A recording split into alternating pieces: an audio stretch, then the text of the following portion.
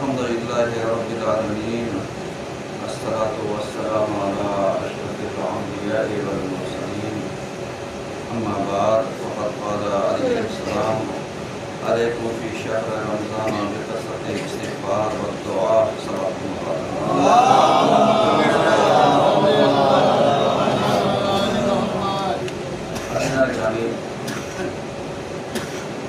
आज के पहले में सबसे मोबाइल को आगे बढ़ाते हुए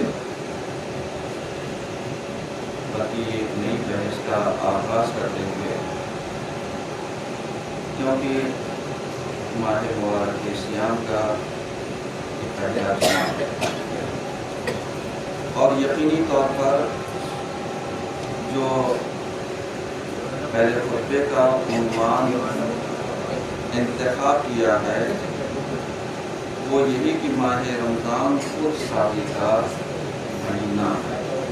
उन्वान ज़हन में रखिएगा तो समझ में आएगी कि माह रमज़ान खुद शादी का महीना है। बुजुर्ग अदा इसके लिए जो अपने हदीस का इंतखाब किया है वो यही कि अलैकुम फ़ी शहर रमज़ान, कि तुम माह मुबारक रमज़ान के लिए आमादा हो जाओ, तैयार हो जाओ। किस चीज़ से? बेकसरतिल इस्तिग़फ़ार की ज़ाती की बिना पर, व दुआ व तिलावतुल कुरान और तिलावत कुरान। यानी अगर हमें अपने आप को संवारना है, सुधारना है, खुद साजी करना है, अपने आप को माह मुबारक रमज़ान में आरास्ता करना है, तो हमें इस्तिग़फ़ार की कसरत से वाबस्ता होना पड़ेगा। क्योंकि जितना ज़्यादा हम अल्लाह की बारगाह में इस्तिग़फ़ार करेंगे, अपने आप को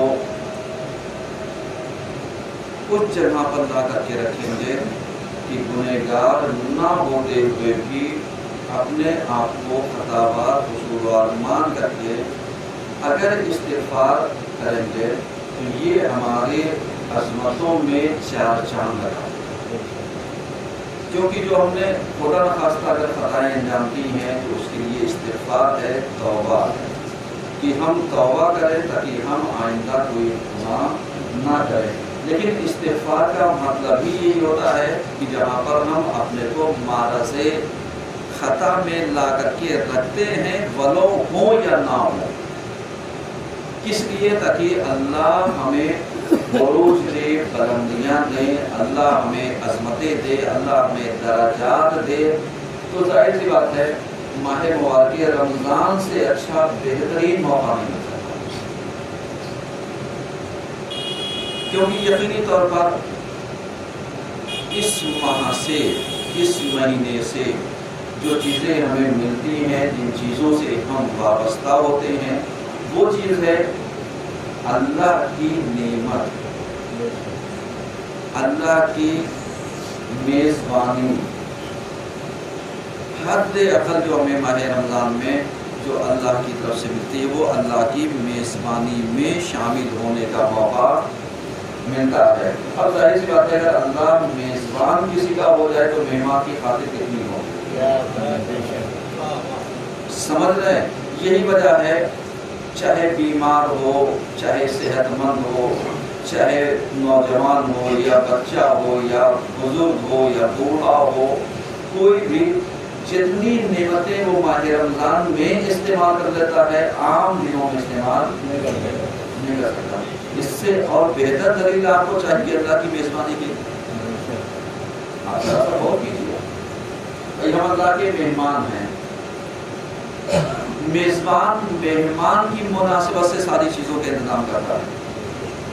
सारी चीज़ें आप गौर कर लीजिए, चाहे आप मस्जिद आ जाइए तो भी आपको नेमतें मिलेंगी, अपने घर पर रहिए तो भी एक अलग से इंतजाम मिलता है।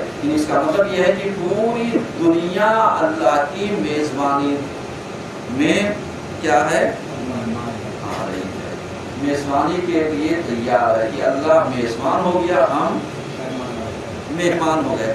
हुजूर वाला मेहमान के भी कुछ आदाब होते हैं, कुछ तौर तरीका होता है, کچھ رسم و رواج ہوتا ہے، کچھ ظاہر بینی ہوتی ہے، کچھ چیزیں حاصل کرنے کے لیے ہوتی ہیں، کچھ معنویات ہوتی ہیں جہاں تک ہمیں پہنچنا ہے۔ اب اللہ کو ہم پلٹ کر کے غذا تو دے نہیں سکتے۔ اللہ ہمیں نعمتیں دے رہا ہے، ہم اس کا شکر کر سکتے ہیں، اور جب ہم اس کا شکر کریں گے تو اللہ کیا کرے گا؟ نعمتوں میں اضافہ۔ اللہ یہ تو کرے گا، نعمتوں میں بہترین اضافہ کرے گا۔ کیوں؟ اس لیے کہ ہم مہمان اس پروردگار کے جو عالمین کا کیا ہے؟ پالنے والا ہے۔ اب آپ ذرا سا غور کیجیے، جب ہم اللہ کی مہمانی میں داخل ہو گئے، میزبان خدا ہے، مہمان ہم ہیں۔ اب مہمانی کے اصول کیا ہیں؟ اصول یہی ہے کہ جب آپ عمومی جگہ پر جاتے ہیں، عام دسترخوان پر جاتے ہیں، عام ولیمے میں یا عام دعوت میں جاتے ہیں، تو آپ کتنا اہتمام کر کے جاتے ہیں؟ آپ نہائیں گے، دھوئیں گے، اپنی شکل صورت شمائل کو، اپنی ظاہر بینی کو، اپنے لباس کو، ساری چیزوں کو کیا کرتے ہیں؟ سنوار کر کے جاتے ہیں، دیکھ کر کے جاتے ہیں۔ لباس نیا ہو تو بہتر ہے، نہیں ہے تو اچھے کا انتخاب کرتے ہیں، اور اسی میں یعنی خوشبو کا، تاکہ اگر بغل بیٹھنے والوں کو کوئی دقت نہ ہو۔ جب آپ ایک عام انسان کی میزبانی میں جاتے ہیں جو اتنا اہتمام کرتے ہیں، جب اللہ کے مہمان ہوں گے اہتمام کتنا کرنا چاہیے؟ ظاہر سی بات ہے ان چیزوں کا تو ہم خیال رکھتے ہی ہیں جب ہم مسجد آتے ہیں، جو کہ طاہر ہوتے ہیں، پاکیزہ ہوتے ہیں، وضو کر کے آتے ہیں، صاف ستھرے ہو کر کے آتے ہیں۔ بس جس چیز کا ہمیں خیال ہونا چاہیے وہ ہے غیبت، وہ ہے تہمت، وہ ہے ایک دوسرے کے اوپر چھیٹا کسی، وہ ایک دوسرے کے اوپر کام کشی۔ یہ ساری چیزیں ہمارے اختیار میں ہیں، ہم اس سے بچیں۔ حسد، جلن، بغض، ان ساری چیزوں کو ہم آ کر کے ماہ مبارک رمضان میں حد اقل جو سفرہ بچھائیں، جو دسترخوان بچھائیں، اس دسترخوان کے اوپر میل محبت کا پیغام جانا چاہیے۔ نہ یہ کہ معلوم دیا افطاری کے لیے ہم دوڑ گئے اور کسی کو مجبور کر دیا کہ وہ صاحب مسجد چھوڑ کر کے بھی چلے جائیں، تو پتہ چلا ہم ناراض ہوئے کس بنیاد پر؟ افطاری کی بنیاد پر۔ حضور والا یہ شرح صدر رکھی ہے، وسعت صدر رکھی ہے، اپنے دلوں میں گنجائش رکھی ہے۔ افطاری نہ ملے نہ ملے دیجیے، کسی کو نہیں ملتی ہے وہ آئے ہمارے ساتھ افطار کر لے، سمجھ میں آتا ہے؟ کچھ نہیں ملے گا، کھجور کے 2 ٹکڑوں میں سے 1 ٹکڑا تو آپ کو ملے گا نا، بس اتنے ہی پہ شاکر رہیے، اتنے ہی پہ صابر رہیے۔ کیوں؟ کیونکہ ہم اللہ کے مہمان ہیں، کسی خاص بندے کے نہیں ہیں۔ اور کوئی افطاری بھیجنے والا یہ نہ سمجھ رہے صاحب میں نہیں بھیجوں گا تو کچھ نہیں ہوگا، سمجھ رہے؟ کیونکہ بہت جگہوں خیر الحمدللہ ہمارے یہاں تو یہ نظریہ نہیں ہے، پہلے رہا اور نہیں معلوم اب نہیں ہے، سمجھ رہے ہیں کہ صاحب یہ افطاری ہم روزے داروں کو بھیج رہے ہیں۔ نہیں، اللہ کا شکر ہے کہ ہمارے یہاں روزے داروں کی تعداد زیادہ ہے، آپ نہیں جانتے۔ یہ چھوٹے چھوٹے نونہال روزے سے ہوتے ہیں، یہ چھوٹے چھوٹے بچے روزے سے ہوتے ہیں، آپ کو نہیں پتا ہوتا، تو ظاہر سی بات ہے اب جب ان کا جذبہ بڑھ گیا تو ہمارے اندر شرح صدر آنی چاہیے۔ تو ہم ان کے لیے کیا کر سکتے ہیں؟ ہم کبھی ان بچوں کی جگہ پر اپنے آپ کو لا کر کے رکھیں کہ یہ آج بچے جو 12 سال 13 سال کے ہیں، 10 سال کے، 11 سال کے، 14 سال 15 سال کے، یہ روزے سے ہیں۔ ہم ذرا سوچے جب ہم 15 سال کے تھے روزہ کب رکھا تھا؟ غور کرنا ہے۔ ہم یہی سوچے کہ جب ہم مسجد میں کئی سال کے تھے جب آنا شروع کیا تھا، آج یہ چھوٹے چھوٹے بچے آ کر بتا رہے، اس کا مطلب مذہبیت ہم سے کہیں زیادہ ان میں تھوڑی سی پائی جاتی ہے۔ کیوں کہا ہے؟ اس لیے کہ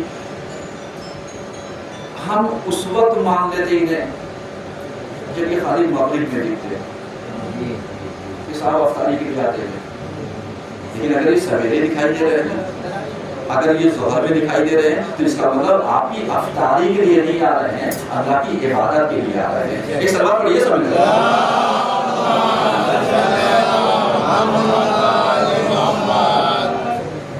ذرا سا غور کیجیے گا۔ کیوں؟ اس لیے کہ کہ ماہ مبارک رمضان خود سازی کا کیا ہے مہینہ ہے، یعنی ہمیں اپنے آپ کو سنوارنا ہے۔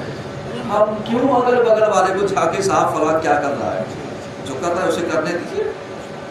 ہم اپنی نمازوں کو کیوں خراب کریں؟ ہم کسی کے ایک آدمی بیٹھ کے بریانی لے کر کے اپنے روزے کو دے دیں، یہ تو شاید عقل مندی کا سودا نہیں ہوگا، صحیح ہے نا؟ یہ تو خیر ہمارے یہاں پلیٹوں کا بھی سلسلہ ختم ہو گیا، ورنہ جہاں پلیٹیں رکھتی تھی وہاں اچھی اچھی بریانی چیزیں جو تھی وہ لوگ سجدے میں گئے اور بھاگے، پلیٹ بدل لیا، اچھی چیز کا آدر بدل کر دیا۔ ایسا نہیں، یہ سب چیزیں ہوتی ہیں ہر جگہ پر،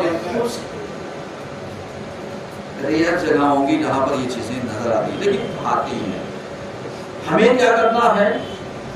ہمیں چھینا جھپٹی میں نہیں آنا ہے، ہمیں ایثار گری میں آنا ہے، ہمیں فداکاری میں آنا ہے، ہمیں ایک دوسرے کے ساتھ ایثار کرنے کے لیے آنا ہے۔ معلوم لیا کھجور ایک تھی، کھانے والے دو تھے، ہم نے ٹکڑے دو کر دیے، آدھا آپ بسم اللہ آدھا ہم بسم اللہ، ایک گلاس پانی پی لیے، اپنے گھر جا کر کے تناؤ کیے،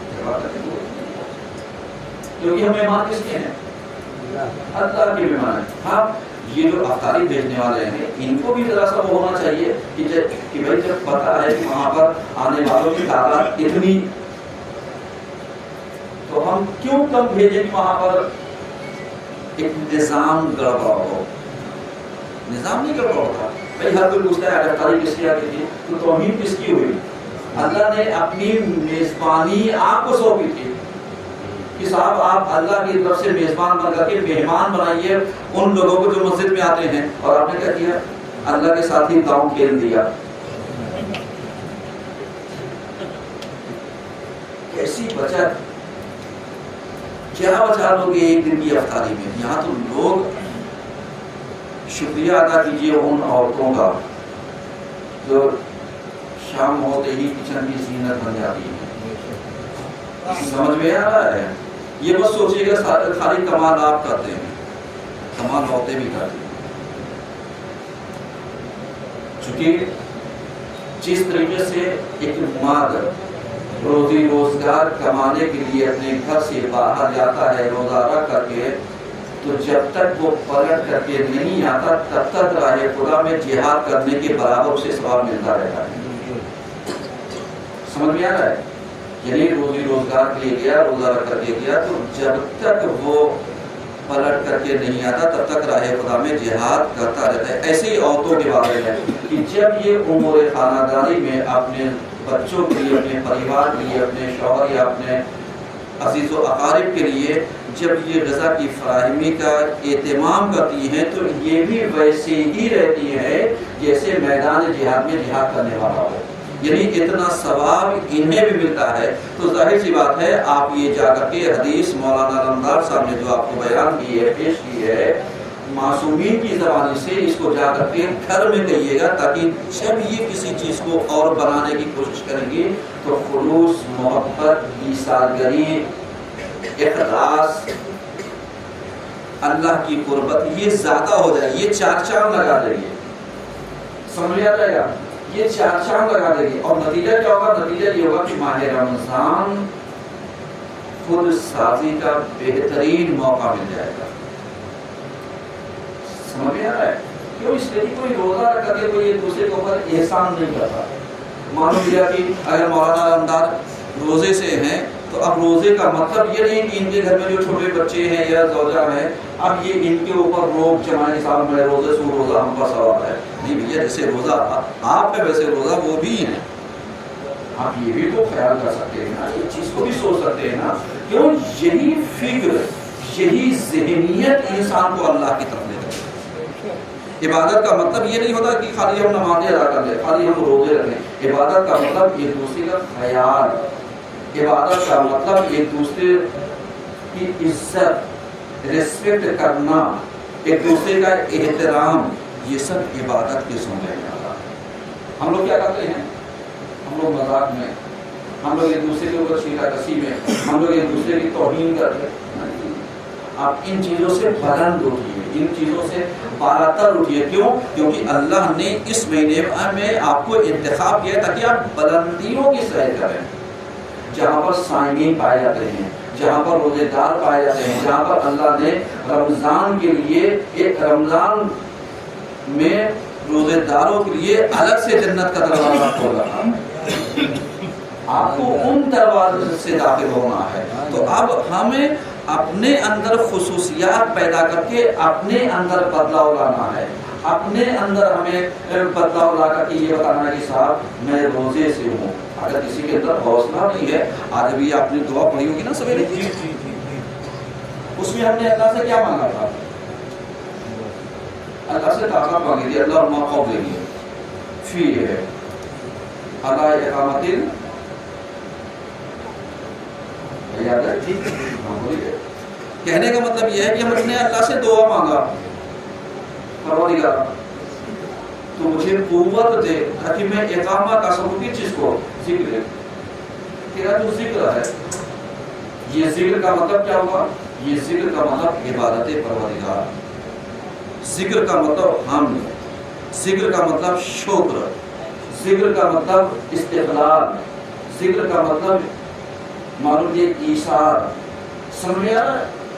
ہم لوگ خالی یہ سمجھتے ہیں کہ صاحب اگر نماز پڑھ لیا تو عبادت نہیں، یہ کسی کا احترام کر لیا، کسی کو نماز پڑھوا دیا، وہ بھی عبادت ہے. اب کبھی کبھی کیا کر کے ابھی میں جیسے زیارت پر گیا تھا، میں نے آپ سب کی طرف سے نیابت کی، یعنی پورے کانپور واسیوں کی طرف سے. یہ بس کہیے گا کہ میں نے تک اور جنہوں نے فردن اور پرسنل میسج کیا تھا، ان کا نام لے کر کے میں نے نیابت کیا. سمجھ میں آ رہا ہے؟ کیوں؟ وہاں پر جو چیزیں ہم نے خصوصیات کے ساتھ دیکھی وہ یہی کہ جتنا جذبہ ان کے اندر پایا جاتا ہے. ابھی ہم کسی منزل پر نہیں، مگر جیسے اذان کا وقت پر صفے درست کرنا، ہمارے کیا ہوتا ہے کہ جو بیچارہ کام کرنے والا ہوتا ہے اسی کے پیچھے پڑ جاتے ہیں. جبکہ حقیقت کیا ہے؟ وہاں جو چیزیں جو کام کرنے والا ہے، ہر گزرنے والا اس کا شکریہ ادا کرنے جاتا ہے. آغا کیوں؟ کیونکہ آپ سہمت کر رہے ہیں. ہم تو صرف آ رہے نماز پڑھ کے جا رہے ہیں، آپ ہمارے لیے قالین بچھا رہے ہیں، آپ ہمارے لیے یہ کر رہے ہیں، آپ ہمارے لیے صفوف درست کر رہے ہیں. یعنی اس کا مطلب یہ ہے کہ حد اقل وہ ہمیں درس دے کر کے جا رہے ہیں کہ ہم شکریہ تو ادا کر سکتے ہیں. آپ کچھ نہ کیجیے، ایک شکریہ، بہت شکریہ آپ کا اپنے زحمت کی. اتنا کہنے میں کیا جائے گا آپ کا؟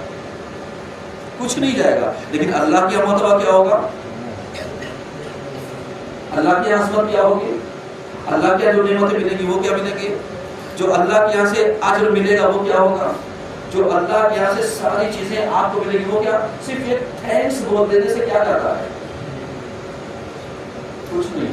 تو وسعت قلب، شرح صدر پیدا کیجیے تاکہ کم سے کم ہم ایک دوسرے کو تھینکس تو بول سکیں، ایک دوسرے کا شکریہ تو ادا کر سکیں. کیونکہ ماہ مبارک رمضان میں اگر ہم شکریہ ادا کریں گے تو ظاہر سی بات ہے ہم اتنا ہی اللہ سے قریب ہوتے چلے جاتے ہیں. اس لیے جب ہم اللہ کا شکریہ ادا کریں گے تو ظاہر سی بات ہے کہ وہ پروردگار کہے گا دیکھو میرے بندے کا بھی شکریہ ادا کر سکتا ہے، تو جس بندے میں چھپا ہوا میرا بھی تو شکریہ ہے. وہ انڈائریکٹ میرا شکریہ ادا کر رہا ہے، وہ بندے کا نہیں کر رہا ہے، وہ میرا شکریہ ادا کر رہا ہے. اور اس کا قرآن پڑھ کر کے ہمیں حوصلہ دیتا ہے لئن شکرتم لأزیدنکم. یعنی اگر تم ہمارا شکریہ ادا کرو گے تو ہم نعمتوں میں اضافہ کر دیں گے، نعمتیں ہم تمہیں دے دیں گے. تو اب پتہ چلا کہ جو پریشانیاں کبھی کبھی ہم پر وارد ہوتی ہیں، آتی ہیں، وہ ہماری بد اخلاقی کی بنیاد پر، وہ ہماری بد کلامی کی بنیاد پر، وہ ہماری بد تہذیبی کی بنیاد پر. ورنہ اللہ نے تو ہمیں ہر چیز پہ اجر مرتب کر رکھا ہے، ہر چیز پہ. آپ کیا سمجھتے ہیں؟ آپ آئیے کسی کی چپل اٹھا کر کے ایک سیدھی جگہ پر رکھ دیجئے، راستے سے ہٹا کے کنارے جگہ پر دیے، اللہ نے اس کا بھی اجر دے رکھا ہے. لیکن ہم تو چپل اٹھانے کو توہین سمجھتے ہیں. چپل تو دور کی بات ہے، سجدہ پڑی ہو تو ہم اس کو اٹھانے کو توہین، کیونکہ ہم اپنے کو لاٹ صاحب سمجھتے ہیں نا. تو لاٹ صاحب آپ اپنے گھر کے لیے ہوگے، اللہ کے گھر کے لیے ہر سب خادم ہیں. اللہ کے گھر کے لیے سب خدمت گزار ہیں. یہاں پر کوئی لاٹ صاحب نہیں ہے. کہ صاحب کوئی لاٹ صاحب ہو کہ صاحب اللہ کے گھر کے لیے ان سے پوچھا جائے گا، ان سے نہیں، وہاں جا کر کے دیکھو وہ شکریہ ادا کرتے ہیں۔ میں نے تو بہت باری مائنس ڈگری میں دیکھا وہ کیسے ہم لوگوں کی چلنے کے راستے فراہم کر رہے تھے کہ صاحب برفباری ہو رہی تھی، وہ بچھا رہے تھے، اس کے اوپر نمک ڈالا جائے تاکہ زائرین پھسل کر کے گرے نہ۔ ہم آپ سے کہیں گھر سے باہر نکل کر کے ٹمپریچر میں ذرا سا مسجد صاف کریے، کیا کیجیے گا؟ تو یہ وہاں کہنے کی ضرورت نہیں ہے، یعنی اس کا مطلب یہ کہ ابھی ہمارا جو جذبہ ہے وہ کہاں پر ہے، ہماری منزل کہاں پر ہے، ہماری سوچ ہماری تھنکنگ کہاں پر ہے۔ اور یہ مہینہ جو اللہ نے ہمیں دیا ہے کس چیز کا دیا ہے؟ خود سازی کا مہینہ دیا ہے۔ ماہ رمضان خود سازی کا کیا ہے؟ مہینہ ہے۔ عنوان ذہن میں رہے تاکہ گفتگو سمجھ میں آئے گی۔ تو اب سمجھ میں آیا کہ ہم روزہ رکھتے ہیں تو صرف اللہ کے لیے، عبادت کرتے ہیں تو صرف اللہ کے لیے، مسجد آتے ہیں تو صرف اللہ کے لیے، نماز پڑھنے کے لیے آتے ہیں تو صرف اللہ کے لیے، گھر سے نکل کر کے عبادت کرنے کے لیے آ رہے ہیں تو صرف اللہ کے لیے۔ تو جب ہمارے منشا اور مقصد، ہمارا مبدا اور مقصد ذات پروردگار ہو گئی ہے تو پھر ہمیں کسی سے ڈرنے کی ضرورت ہے، ہمیں کسی سے چاپلوسی کرنے کی ضرورت ہے، ہمیں کسی سے بتانے کی ضرورت ہے نہیں۔ ہم اللہ کے مہمان ہیں، ہم اللہ کے نام پر کسی کو پانی بھی پلا سکتے ہیں، ہم اللہ کے نام پر اپنا کھانا بھی دے سکتے ہیں، ہم اللہ کے نام پر استغفار پڑھ کے ایک تسبیح مومن کو بخش کر سکتے نہیں کر سکتے؟ کر سکتے ہیں، تسبیح بخش کر سکتے ہیں۔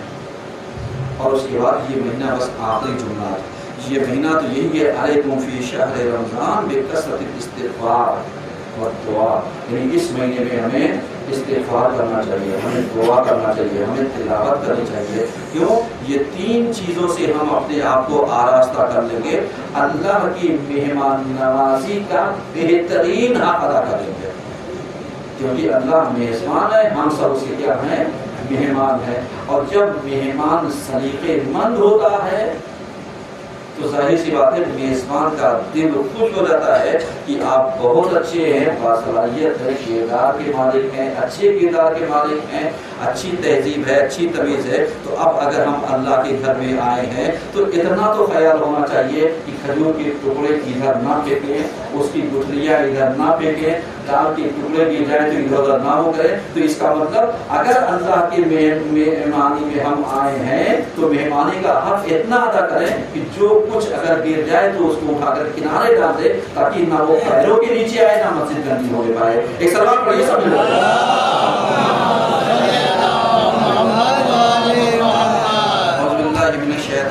بسم اللہ الرحمن الرحیم والعصر ان الانسان لفی خسر الا الذین آمنوا وعملوا الصالحات وتواصوا بالحق وتواصوا بالصبر۔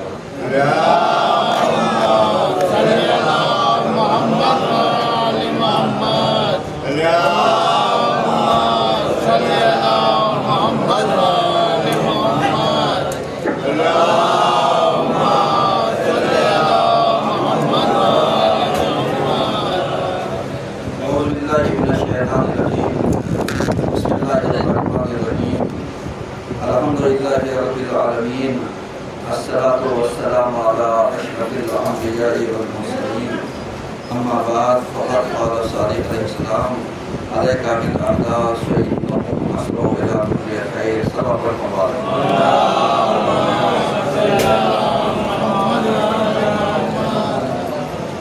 عزیزان گرامی، آج کے دوسرے خطبے میں ایک نئی بحث کا آغاز کرتے ہوئے کہ آج کے دوسرے خطبے کا عنوان ہے نوجوانوں کی اہمیت و عظمت۔ یہ جو نوجوان ہمارے یہاں پائے جاتے ہیں یہ اپنی قدر و قیمت کو جانے ذرا سا کہ ہمارے ائمہ کی نظر میں ان کی قدر و قیمت کیا ہے، یہ ذہن میں رہے، کیونکہ ہر جگہ پر نوجوانوں کو پیچھے بھیجنے کی دھکیلنے کی کوشش کی جاتی ہے تاکہ یہ ہر میدان میں کہاں پر رہیں؟ پیچھے رہے، جبکہ حقیقت میں مرد میدان نوجوانوں کا کام ہے، مرد میدان ہونا نوجوانوں کا، اور بزرگوں کا کام ان کی رہنمائی کرنا، یعنی ان کو اپنا تجربہ دے، کیونکہ جو بزرگ ہیں ان کے شانوں میں، ان کے بازوں میں اتنی طاقت نہیں ہوتی ہے جتنی نوجوانوں میں جوش بھی ہوتا ہے، طاقت بھی ہوتی ہے، جذبہ بھی ہوتا ہے، ہمت بھی ہوتی ہے۔ تو یہ جتنے اچھے طریقے سے انجام دے سکتے ہیں بزرگ، نہیں. ہاں بزرگ اگر اس کو سنوارنے کے لیے اپنے تجربات دیں, منتقل کریں, زمینہ سازی کریں, تو ان کو بہترین کنٹرول کر سکتے ہیں. جیسے چاقو کا کام ہوتا ہے کاٹنا. اب چاہے آپ گھر کے اندر سبزی کاٹ لیجیے, چاہے کسی کا ہاتھ کاٹ لیجیے, اس میں چاقو کی غلطی نہیں ہے, استعمال کرنے والے کی غلطی. صحیح ہے نا. جیسے ماچس کا کام ہے روشن کرنا, چراغ کو جلانا. اب آپ چاہیے کسی کا گھر جلا دیجیے, تو کیا ماچس کی غلطی ہے؟ نہیں. یعنی بس اتنی ہی چیزیں ہیں سمجھانے کے لیے. ذرا سا آپ غور کیجیے گا کہ چیزیں ہوتی ہیں لیکن طریقہ اور سلیقہ چاہیے, کیونکہ طریقہ اور سلیقہ اگر ہوگا تو ہم اپنے آپ کو کیا کر سکتے ہیں, سنوار سکتے ہیں, ہم اپنے آپ کو سدھار سکتے ہیں, ہم اپنے آپ کو بہتر بنا سکتے ہیں. تو ہمارے چھٹے ماں کہتے ہیں علیکہ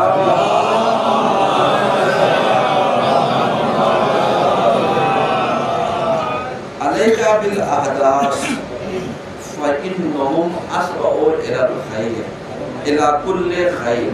یعنی اس کا مطلب کیا ہوا, یعنی تم نوجوانوں کی طرف توجہ دو.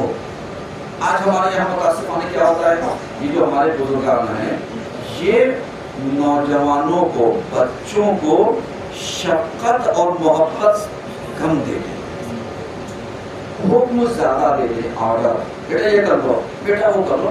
بیٹا کو جب بیٹا بناؤ گے اپنے دل سے بھی تو شفقت دو, ان کو بھی تو محبت دو, وہ بھی آپ کی توجہ کے خواہاں ہیں, وہ بھی توجہ چاہتے ہیں. نہ یہ کہ خالی ڈانٹ ڈپٹ حکم فرما برداری فرما برداری, انہیں محبت تو دو. سمجھ میں آ رہا ہے؟ کیوں؟ اس لیے کہ اگر شفقتوں سے کسی پیغام کو دیا جاتا ہے تو وہ اس چیز کو قبول کرتے ہیں. کبھی آپ نے غور کیا کہ یہ نوجوان گھر میں کھانا کھانے کے بجائے باہر کیوں کھانا زیادہ؟ آج میں بتاتا ہوں ریزن, تاکہ آپ اس چیز کو ذرا سمجھ لیں گا. غور کیجیے گا کہ یہ گھر سے زیادہ باہر کھانے کے خواہاں کیوں ہوتے ہیں, کیونکہ جتنی عزت اور پیار محبت کے ساتھ انہیں باہر کھانا پروسا جاتا ہے. سر کیا چاہیے,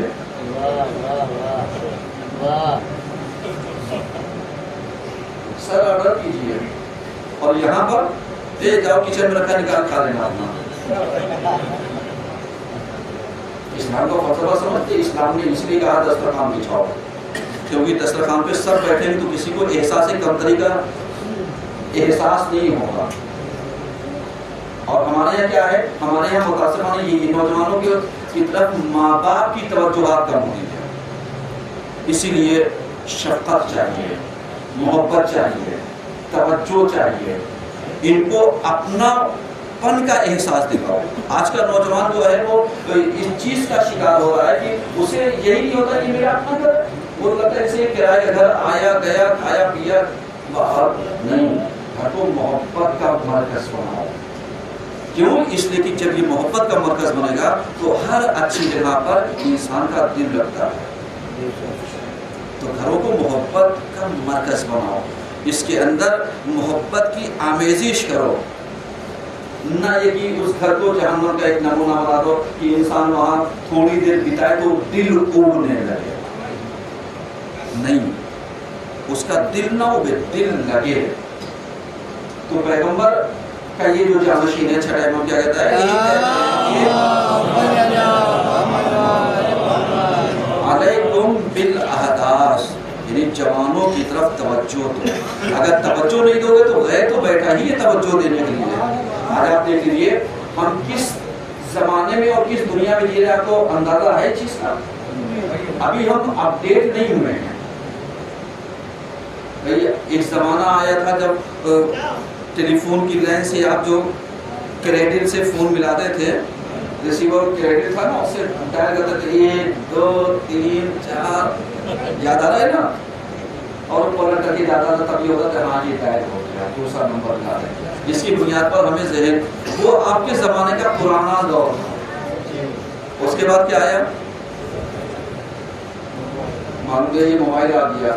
موبائل میں نیٹ ورک آ گیا, کون سا 4G پہلے چلیے 2G. 2G میں کیا تھا معلوم کیا, किलो बाइट पर सेकंड उसकी स्पीड आती थी, सही है ना। और कोई बहुत देता तो मालूम लिया 12, 14 इसकी स्पीड 2G की आती थी।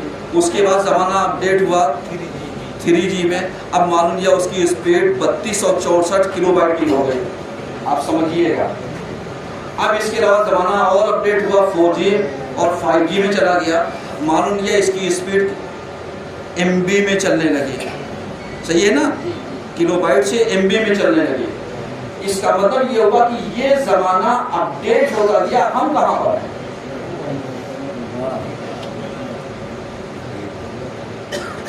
हम कहाँ पर हैं? हमने अपने आप को अपडेट कितना किया?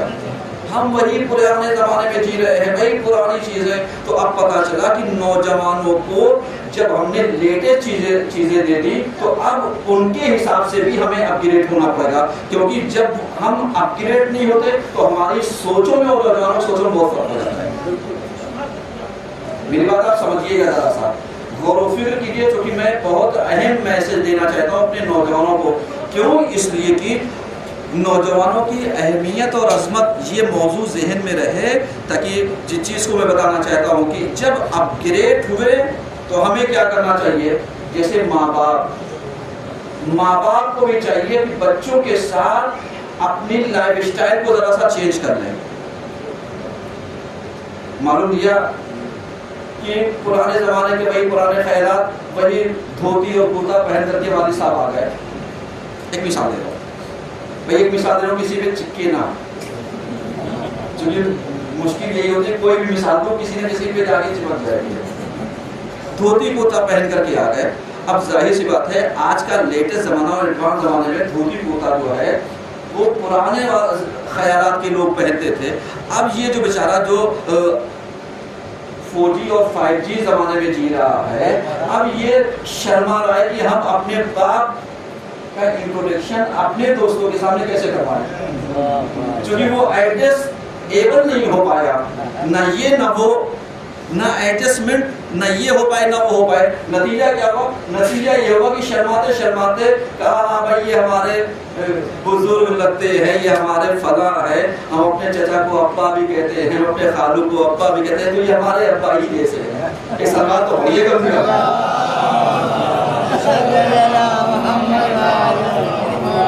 इतराज तो कर रहा है, घुमा करके कर रहा है, सही है ना, घुमा करके कर रहा है। लेकिन अगर यही चीज यानी बाप भी एडजस्टेबल हुआ होता तो ये फकरिया कहता है ये मेरा बाप है, इसका मतलब कह रहा है, लेकिन कहीं ना कहीं झिझक पाई है। इसका मतलब खराबी ये नहीं है कि ये मोहब्बत नहीं करता, ये समाज के हिसाब से एडजस्टमेंट जो आपने नहीं किया है, ये उस लेवल को नहीं ला पा रहा है, ना अपने आप को नीचे ले पा रहा है, ना आप ऊपर आ पा रहे हैं। होगा क्या?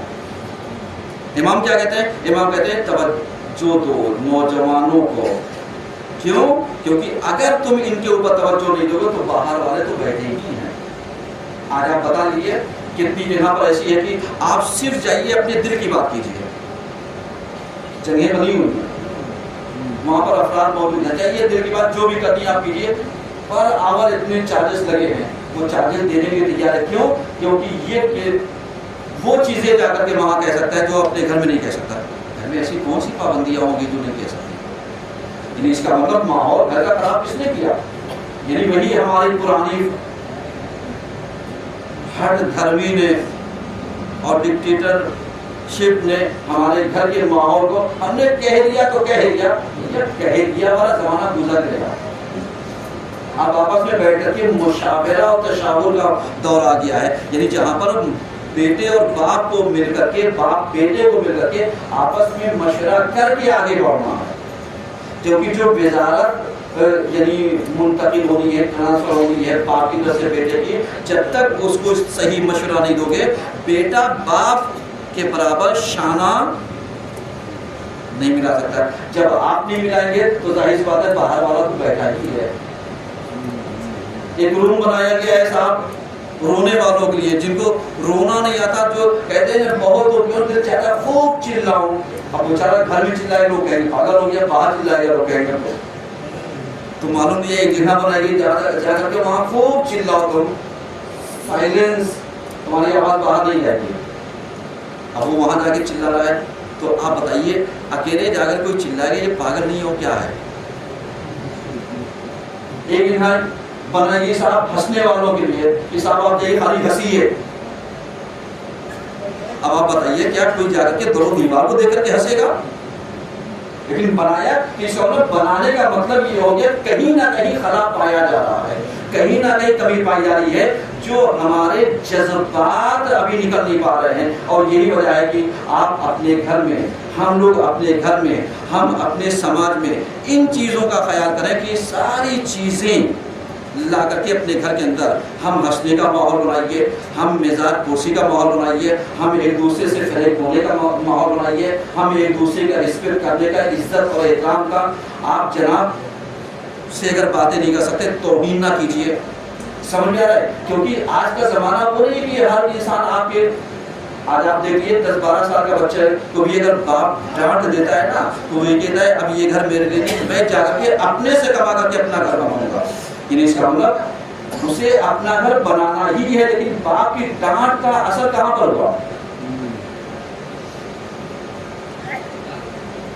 یعنی جو آپ کا احسانات تھا اس نے اس احسانات کو کیا کیا؟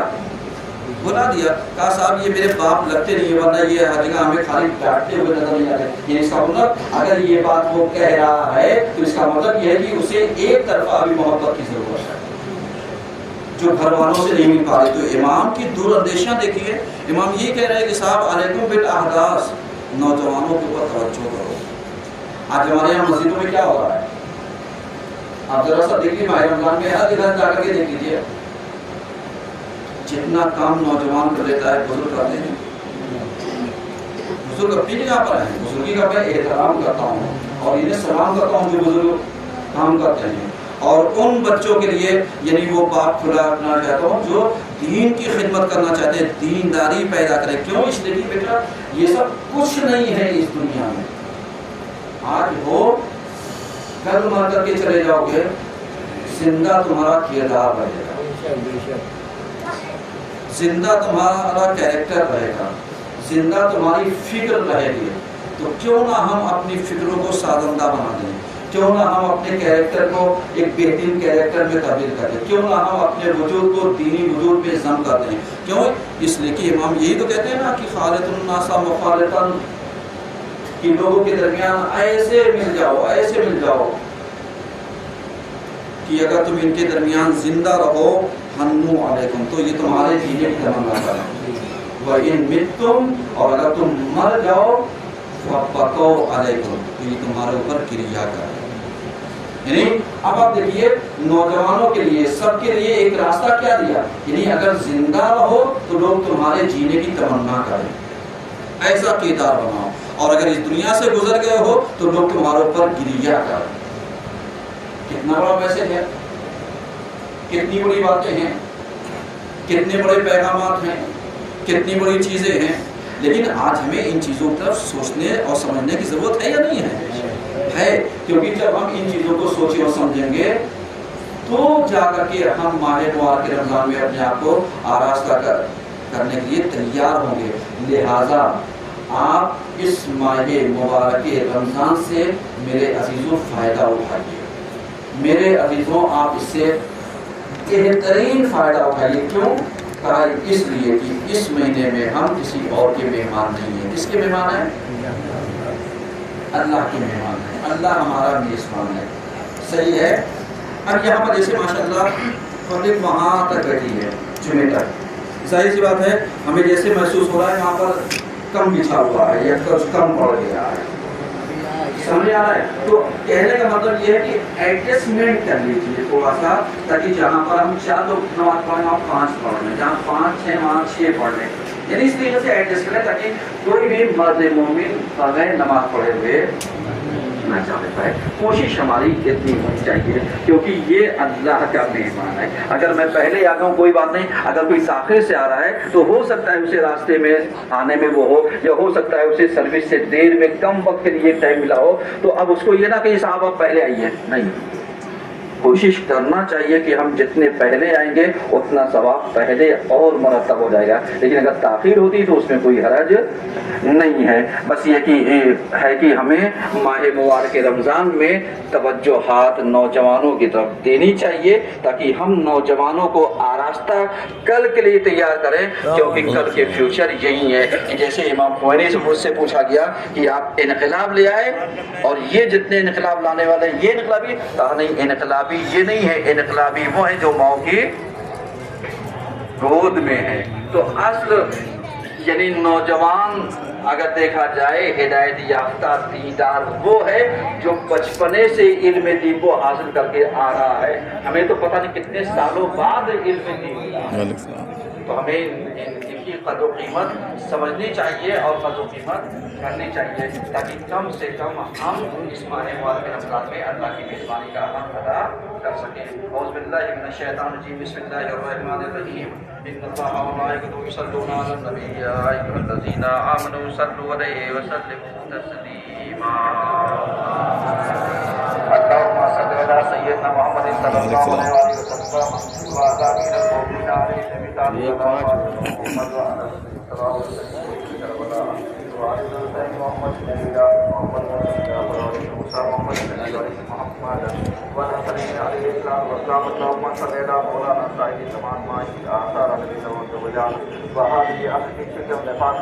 ہماری اس قریب سے عبادت قبول فرما دینا، پروردگارہ ہم لوگ اس مقصد میں جس مشن میں اس کامیابی عطا فرما دینا، پروردگارہ ہمارے امام کے ذہن میں داشتہ فرما اور ہم سب کو ان کی آوان و انصار میں شمار فرما۔ اللہم صلی علی